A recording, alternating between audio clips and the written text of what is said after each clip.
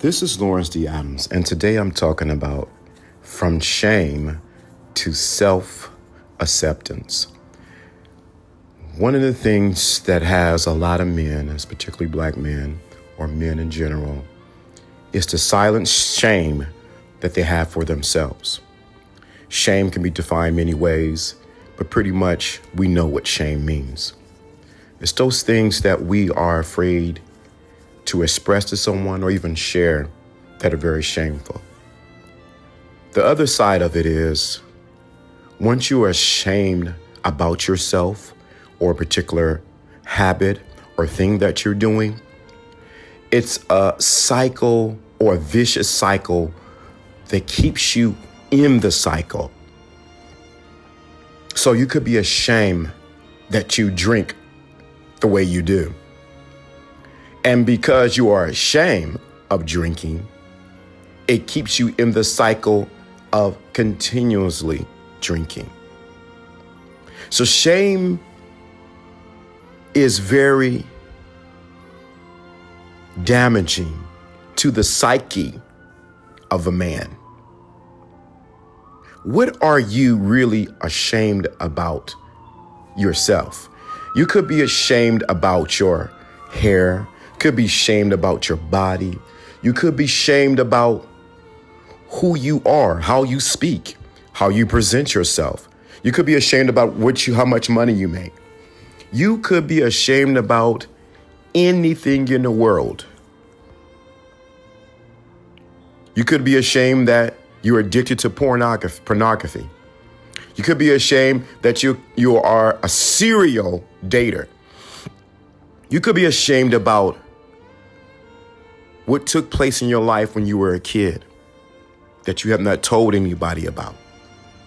The abuse, whether physical, sexual, whatever it may be, that shame that you have inside, it's keeping you in the cycle and pulling you down. I've seen and watched many men, including myself, who are grappled with shame. Whether it's when I was younger, the way my ears used to look or my lips, because I used to get teased, and I felt ashamed about my physical appearances. But the antidote came when I began to stop shaming myself and I began to accept who I am. I begin to accept the good, the bad, and the ugly, and the very ugly. When you begin to take the step to accept who you are, good, bad, or indifferent, guess what happens? You begin to open the door to the next step. But let's stay in here with acceptance. So we talked about shame. Now we're talking about acceptance. You must accept who you are emphatically.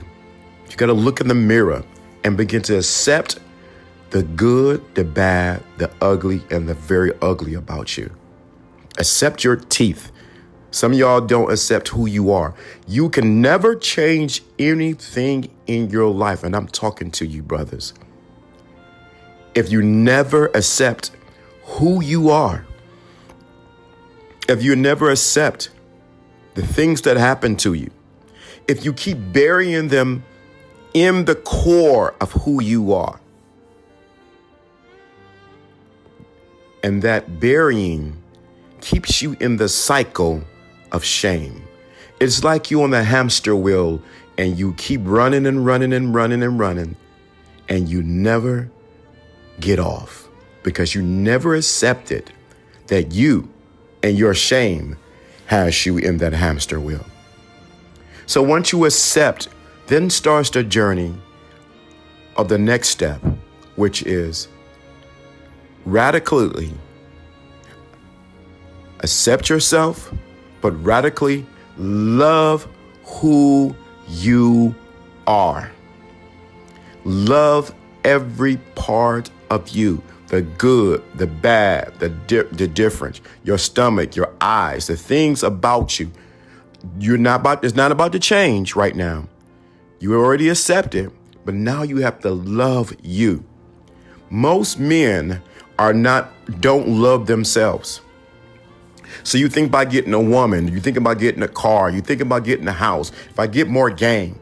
No, if anything I can tell you is when you begin to look in the mirror and accept yourself and begin to love who you are. Love the way you walk, the way you talk, the way you carry yourself. Love those areas that are unpleasant. Oh, yes, I'm talking to you. You know those areas that you don't talk about. Your midnight rendezvous with pornography, or your midnight rendezvous with alcoholism. Your areas where you did things you know you shouldn't have did. If you begin to love yourself and forgive yourself because of those things, you get off of the hamster wheel of shame. You go from shame to acceptance to beginning to love who you are. It's an interesting story I heard this week from a doctor where when he was younger, he was a relatively skinny young man, but he always had like a little pot belly. So internally, he did not love himself. And so what he did was he accepted his stomach. He did everything. He would go to the gym, everything like that. Nothing would make this stomach go away. He was trying to go for a six-pack, but, it didn't happen. So the moment he realized he had shame about his stomach, and once he accepted, I got to stop shaming myself because of my stomach. And he accepted that and began to look in the mirror and begin to say, I love you. I love my stomach. I love how it's created. I love my body. I love everything about me. What happened, the next thing that was interesting that happened, and this is no magical pill or nothing like that, he began to change. How he's seen himself begin to change. This is something we talked about on Pimp God and I on the Pimp Cybernetics. You need to get that on Patreon. Get to all 3 series, get that on there. But he began to change. Once he began to change how he's seen himself, his body reflected how he changed, how he's seen himself. Where in your life do you need to love who you are? This is the challenge to you. I challenge you to begin to love you. Once you do that, your life will begin to change. And the people around you will begin to reflect the love that you have for yourself. This is Lawrence D. Adams. This is When Spirituality in the Game Guides You have the thinking class. Don't forget to get on Patreon to get that 3-part series of Pimp Cybernetics with LDA, myself, and Pimp God. And I'm out.